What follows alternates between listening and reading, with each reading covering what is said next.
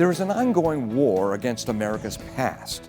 Our heroes of yesteryear, even George Washington and Abraham Lincoln, are under attack. Part of this is because of the flaws of some of our nation's founders and leaders.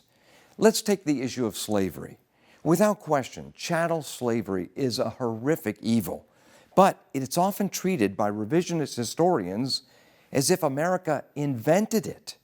Tragically, slavery was virtually universal at the time of the founders, and it existed in America despite some of the positive Christian influence found in many of the colonies. Dennis Prager of PragerU said this, quote, "People say, well, Jefferson had slaves, but that's not the question. The question is, did Jefferson create a society that would abolish slavery?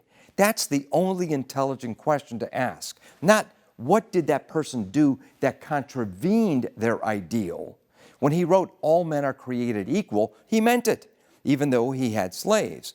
Did he violate his own beliefs that he had with regard to blacks? Yes, of course he did. But look at what he unleashed.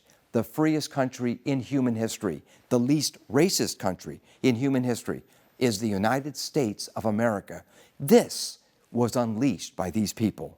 End quote from Dennis Prager.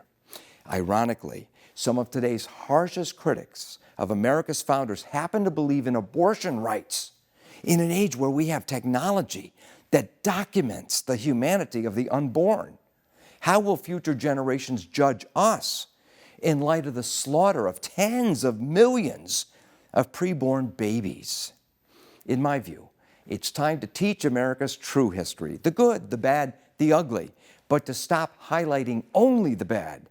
There's a reason that, to this very day, people will risk their lives to come and experience what the founders helped create: one nation under God and the freedoms that flow from that. For D. James Kennedy Ministries, I'm Jerry Newcombe.